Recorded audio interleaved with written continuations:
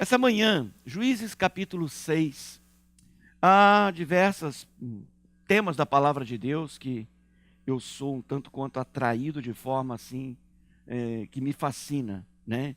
Me fascina muito a vida de Davi, me fascina muito ali quando Davi enfrenta Golias. Eu fico fascinado com a história do pai dos dois filhos pródigos, né? Ali não tem um só não, tem dois. E eu fico fascinado com os escritos de Paulo. Eu me fascino muito com os milagres de Jesus. E eu sou muito fascinado também com a vida de Gideão.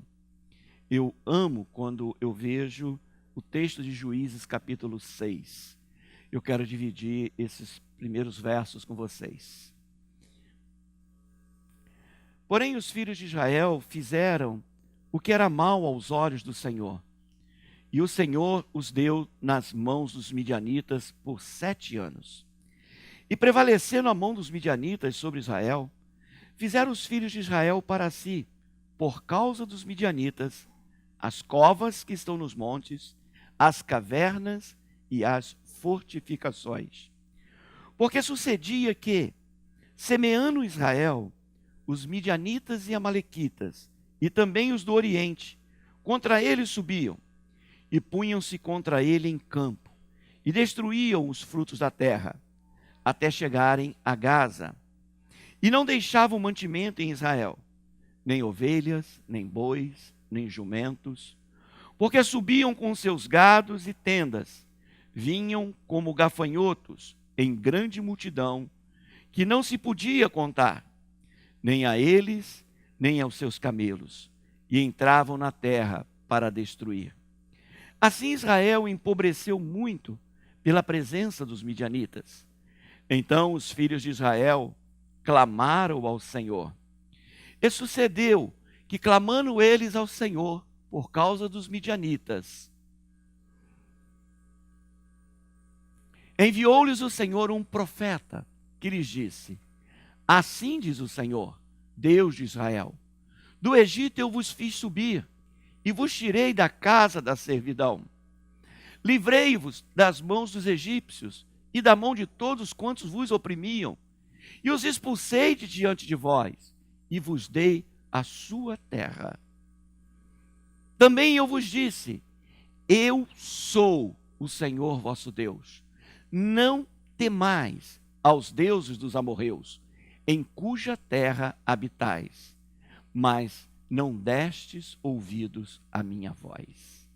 Pai, ajuda-nos nessa manhã, Deus, a entender um pouco mais de planos, propósitos, e a vivermos intensamente, Deus, aquilo que Tu tens feito a nosso favor, Pai. Dá-nos a Tua graça, Deus, em nome de Jesus. Amém? Qual é o contexto aqui, nesses poucos versos? Uma nação que se afastou de Deus, aí veio um tempo de opressão, por causa deles terem se afastado de Deus, e eles começaram a sofrer perdas. O povo de Deus, eles perdem a identidade deles. De povo de Deus, ele fala: eu sou o Senhor vosso Deus. Agora eles se tornam escravos das circunstâncias, escravos daquele povo que vinha, roubava do que eles tinham. E o povo clama. Aí Deus pega e envia um profeta. Ou seja, Deus envia a sua palavra. E ele declara: eu sou o vosso Senhor, o Senhor vosso Deus. E ele termina ali falando: mas vocês não deram ouvidos à minha voz. Quando ministrava para vocês, na semana passada, eu falei sobre o que Deus está para fazer. E que nós precisamos orar. É tempo de oração. É tempo de clamar. É tempo de estar realmente com uma vida clamando ao nosso Deus. Como a pastora sempre coloca, dele nós somos cooperadores. E nós fazemos parte. Eu diria que a sua vida é como uma extensão de Deus. Há determinadas coisas que Deus não vai fazer na terra, e Deus colocou nas suas mãos esse ministério. E somos nós os responsáveis por isso. Para isso, Deus te constituiu como rei e sacerdote, e como diz lá em Apocalipse, para reinar sobre a terra. Há muita gente querendo reinar no céu. Há muita gente querendo reinar um dia. E Apocalipse diz ali que ele nos constituiu, ele nos fez reis e sacerdotes, e ainda dá um endereço, e reinarão sobre a terra. Amém? Não é o que nos faz, o que nós fazemos, que nos coloca a salvo. Hoje eu quero que você entenda que, se não houver um resgate da sua identidade, de quem você é, você vai optar por viver uma vida de cova, uma vida de caverna, uma vida de fortificações, de tentar colocar proteções na sua vida, mas que não faz diferença contra o nosso inimigo. Diz que eles fizeram covas, habitaram nas cavernas, faziam fortificações, mas para o inimigo, eles destruíam tudo, vinho, e simplesmente Israel estava se empobrecendo. Nação de Deus, povo que Deus falou, olha, eu destruí o Egito, eu fiz isso, eu fiz aquilo, eu sou o Senhor de vocês, mas agora vocês já não têm mais essa identidade. Vocês estão sendo escravos dos midianitas e dos amalequitas. Esse era o constante daqueles dias. E a palavra de Deus, quando eu olho, a Bíblia, ela nos exorta. Paulo, ele fala assim, andem de acordo com a vossa vocação. Anda de acordo com o seu chamado.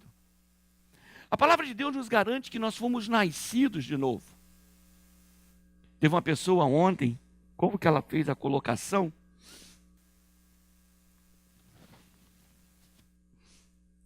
Aqui o passado dela, que a vida dela é o passado, o presente e o futuro dela. Eu falei, a minha vida é que, se alguém está em Cristo, nova criatura é. As coisas velhas já passaram, isso que tudo se fez novo. Aí ela começou a rir, né? Ela falou, não é que é verdade, pastor? E eu fico falando essas filosofias bobas que a gente fica escutando de pregadores na internet. Não, realmente, se alguém está em Cristo, é uma nova criatura. As coisas velhas passaram, isso que tudo se fez novo. Eu sou uma nova criatura. A palavra de Deus que nos garante que nós somos propriedade exclusiva de Deus. Alô? Diz que nós somos raça eleita. Povo santo. A igreja no mundo inteiro, querido, ela está quase sempre, quase toda ela. Aqui na América também, no exterior. No exterior, o que está sendo morto de cristãos, mas também o que está crescendo a igreja também é assustadora. Mas eu penso que aqui na América, nós estamos sofrendo um tipo de ataque, talvez um pouco diferente. E ela acontece dentro da igreja. Nós começamos a perder a nossa identidade de cristão. Uma das coisas que nós sabemos que a palavra de Deus fala sobre amor, sobre unidade, sobre respeito, sobre estar juntos, ser um com seu irmão. E quando nós olhamos, a nossa iniciativa para divisão é uma coisa que eu chamo assim, tão natural, parece que faz parte hoje da natureza do crente. Se eu não concordo com você, eu não posso andar juntos. Divisão, ela tem minado a igreja. Então eu creio que é por isso que Deus inspira Paulo para ele nos falar, para a gente andar de maneira digna do chamado que nós recebemos. Então isso já é um ponto para essa manhã. Deus quer que você ande de acordo com o seu chamado. Coloca para a gente aí, Efésios capítulo 4, os 3 primeiros versículos.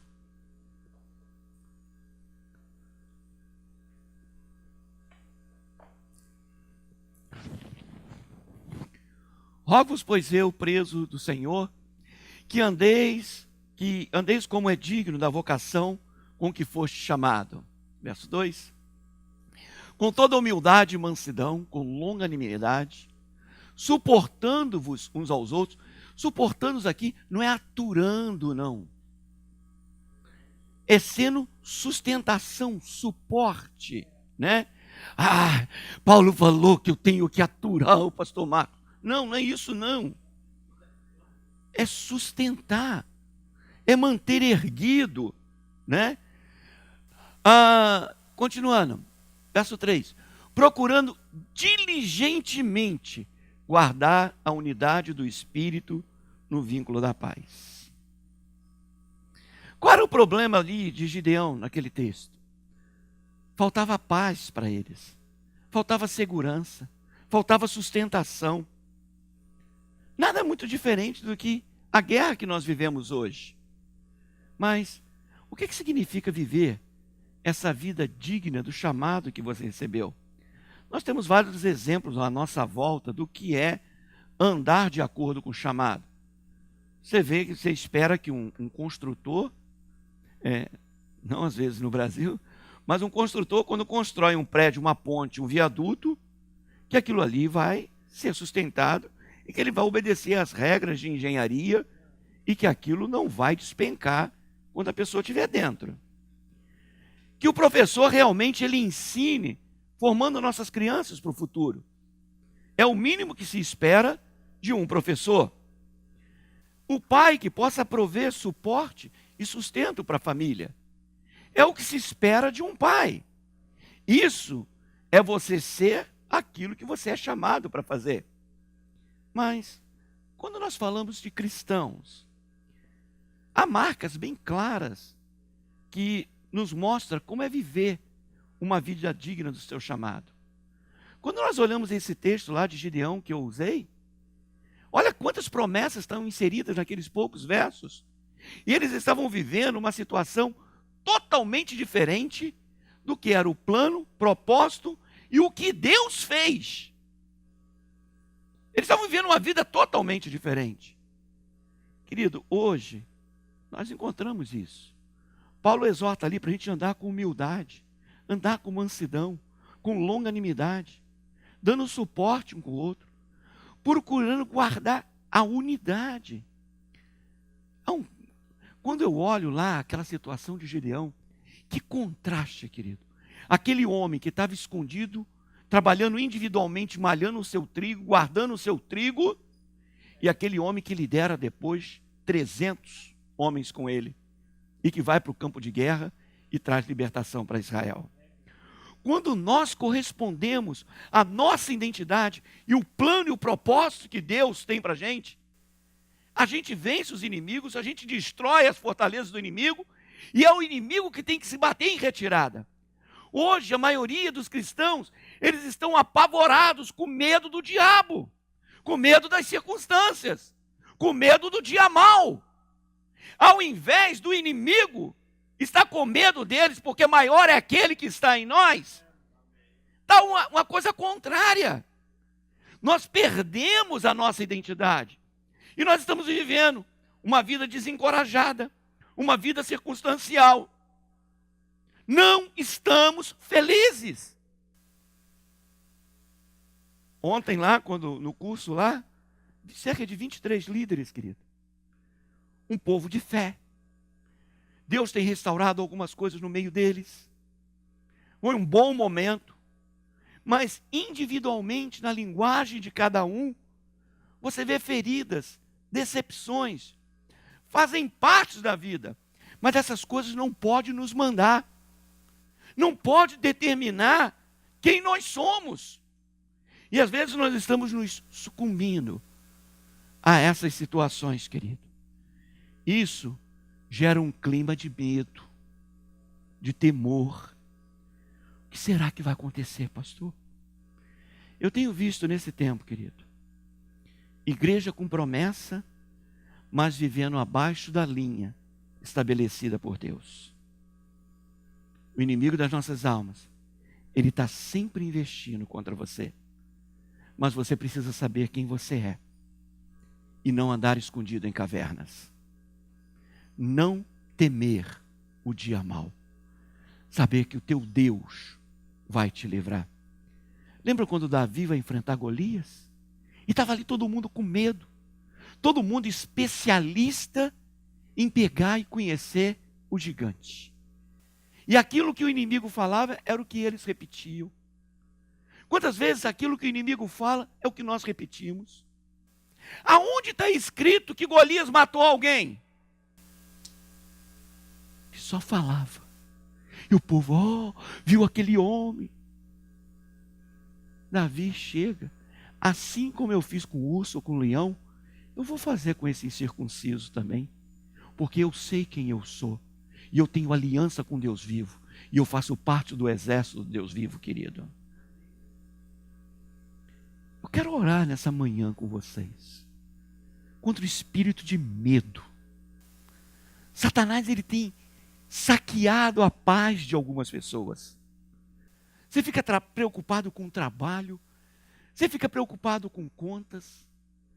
Você fica preocupado com o tal do Bill. Não é o Bill Gates ou Bill Clinton. Não. É o Bill, aquela continha que chega todo mês para você. Tem gente preocupada com os filhos. Tem gente preocupada com o futuro. Pastor, me preocupo com o futuro dos meus filhos. Tem pessoas perdendo o sono por causa do medo. E aqueles que estão dormindo demais, porque tem o sono como uma fuga da sua realidade. Medo. A palavra de Deus diz que o perfeito amor lança fora o medo. Amém. Quantos precisam de oração sobre isso? De uma vez quando vem medo sobre você, você fica falando, meu filho está no colégio, como é que será lá? Olha, essas influências que estão, isso, aquilo, não sei o quê. Somos acometidos de medo constantemente. Nós temos que orar sobre isso. Vamos ler juntos? Porque não recebestes o espírito de escravidão, para outra vez estardes com temor, mas recebeste o espírito de adoção, pelo qual clamamos, Abba, Pai. Fala para a pessoa do seu lado, você não é escravo. Você recebeu realmente o espírito de adoção como filho de Deus, querido. A Bíblia diz, lançai fora todo medo, porque Ele tem cuidado de nós. Às vezes nós estamos tão assim, com tanto medo, que a gente quer fazer reserva para amanhã. Não estou falando que você não tem que economizar, não. Mas você tem que economizar por uma estratégia. Não por causa de um medo. Não por causa de um pavor. E se me faltar amanhã, o que vai acontecer? Quantos lembram quando eles colhiam lá o maná?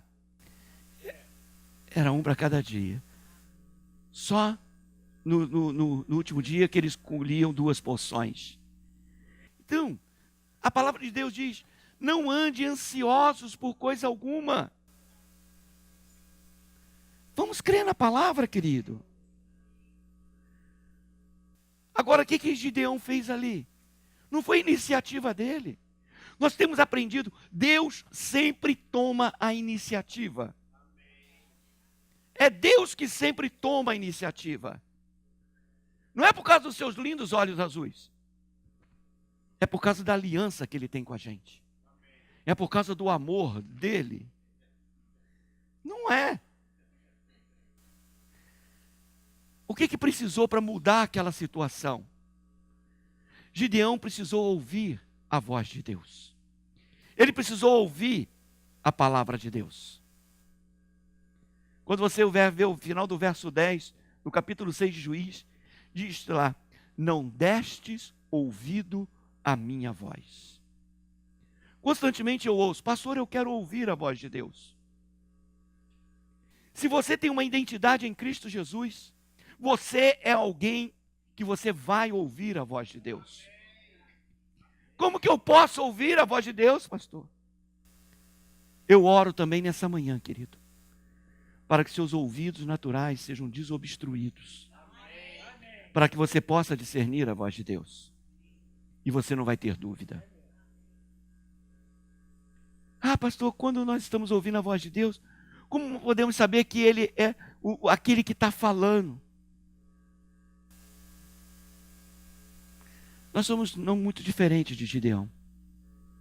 Nós não somos muito diferentes daquilo que ele fazia.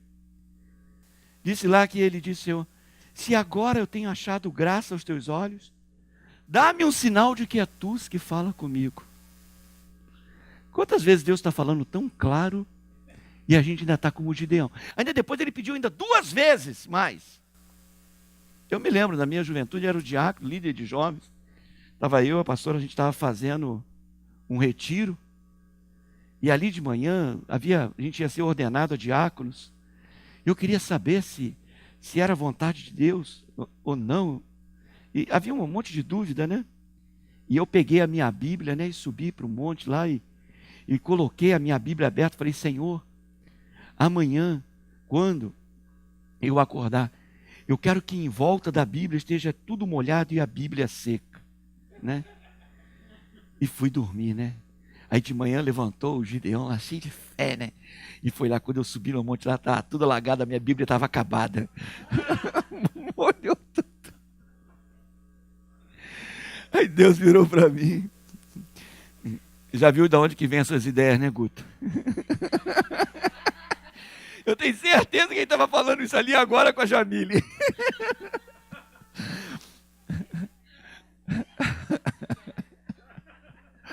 Gente, a gente tem a palavra de Deus. Nós temos a Bíblia completa, algo que Gideão não tinha, querido. Nós temos a palavra inspirada para ler, estudar, meditar. Paulo orientando o seu filho na fé, Timóteo, capítulo 3, versos 16 e 17. O que diz lá? Toda a escritura inspirada por Deus é útil para ensinar, repreender, corrigir, treinar em justiça, para que o homem e as mulheres de Deus sejam bem equipados para toda boa obra. É ler a Bíblia. Deus vai usar os profetas? Sim. Agora, quando nós temos uma pergunta sobre um determinado tópico, sobre uma determinada decisão na nossa vida, nós precisamos ver o que a palavra de Deus tem sobre isso, querido. Deus, Ele nunca vai nos conduzir de forma contrária àquilo que Ele ensinou. Para ouvir a voz de Deus, querido, nós precisamos pertencer a Deus. A única maneira de nós ouvirmos Deus, a gente precisa, eu estou falando nesse nível de relacionamento, nós precisamos pertencer a Deus. Jesus fala em João capítulo 10, 27, minhas ovelhas ouvem a minha voz, eu as conheço e elas me seguem. Sabe o que é isso? Identidade. Qual é a sua identidade? Será que você realmente está confiando de que você realmente é uma ovelha do Senhor? Os que ouvem a voz de Deus, querido, são aqueles que pertencem a Ele. Aqueles que foram salvos pela sua graça, na fé em Jesus Cristo. Essas ovelhas ouvem Ele, reconhecem a sua voz, porque conhece o pastor das suas vidas. Amém? Se nós queremos ouvir a voz de Deus, nós precisamos pertencer a Ele. Amém? Olha esses 2 versos, dá uma olhada nesses 2 versos de Juízes. O verso 9 e o verso 10. Eu vos livrei da mão dos egípcios, tirou eles da escravidão, e da mão de todos quantos vos oprimiam, tirou todo o opressor da vida deles, e expulsei diante de vocês, e vos dei a sua terra. E vos disse, eu sou o Senhor vosso Deus, não temais aos deuses dos amorreus, em cuja terra habitais. Volta o verso anterior, verso 9. O que ele está falando no final do verso? Vos dei. Próximo verso. O que ele fez? Em cuja terra. Eu quero que você entenda o que eu estou falando nessa manhã, querido. Eu vejo que esse ano vai ser um ano de muito progresso. Muito progresso para a igreja, para essa nação, para a sua vida. Nenhum de nós sabemos o que está por vir, senão o que diz os profetas. Mas nós caminhamos com um Deus que faz. Nós caminhamos com um Deus que conhece intimamente o caminho. Nós andamos com Deus que preparou o caminho para as nossas vidas. Uma vez que isso é verdade, nós não precisamos nos preocupar, nós não precisamos temer. Mas nós devemos caminhar calmamente, pacificamente, humildemente com o Senhor, enquanto Ele nos conduz pelos altos e pelos baixos de 2018. Não há uma pessoa nessa sala, nesse lugar aqui, querido, que saiba plenamente o que esse ano irá trazer à nossa vista. No entanto, eu acredito. Eu posso dizer a cada um de vocês com confiança que esse será o seu ano. Que esse ano Deus vai fazer grandes coisas na vida de vocês. Mas muitas das vezes nós cremos em todas essas promessas, abrimos os nossos lábios e falamos e profetizamos: Deus me trouxe essa nação, Deus abriu as portas para me estar aqui. Mas nós não acreditamos muito que Deus nos deu a terra. Deus deixou muito claro para aquele povo: eu vos dei essa terra. Eu conquistei essas terras. Eu creio piamente que todas as coisas pertencem ao meu Deus.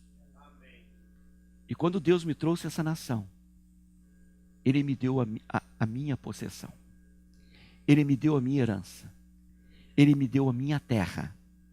Você precisa tomar posse da sua terra, confiando nas promessas do Senhor. Isso faz a gente lançar fora toda a ansiedade, sabendo que Ele tem cuidado de nós. Eu não estou nos Estados Unidos da América. Eu estou no plano de Deus. Eu estou aonde Deus me trouxe e me plantou.